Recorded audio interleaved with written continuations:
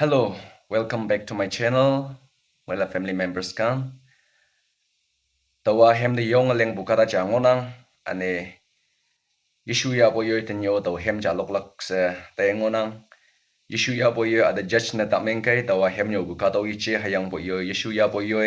kawang pa mikti shiwa tama tenyo taman pai taw hem ja lokkening hataw hema konyak hemnol number 327 mapu Jisu seron chubeng sebu hataw hem lokkening Jaibu, Leibu, Lokbu, Mulan as say they kawanga Muimanpa. Amen. Jesus aron chupen Adam mepeng nang ngau ting hayang châu ba em wen nang bukan datau tai lak yen me yang api mai bungai tâm nang Jesus mùi hay man va saron chupen mong chang me ia yang apeng tâm pa Jesus saron chupen pai se mai bu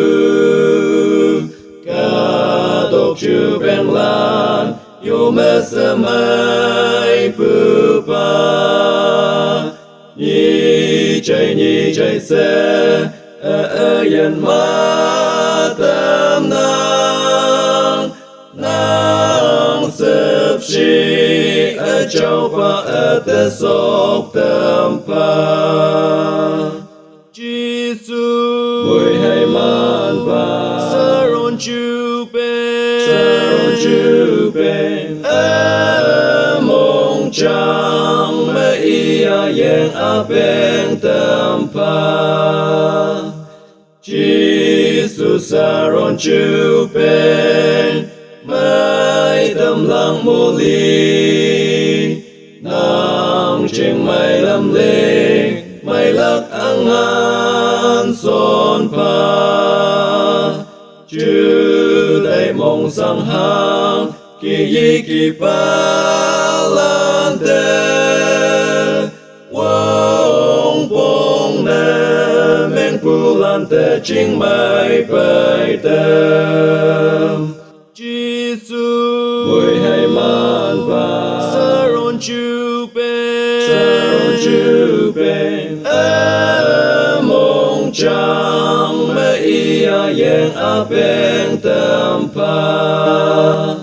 Jesus saron chupen chin te beng nang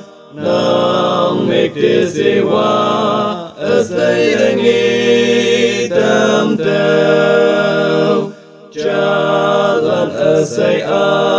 nang mahai lo galang yung wan nang song ma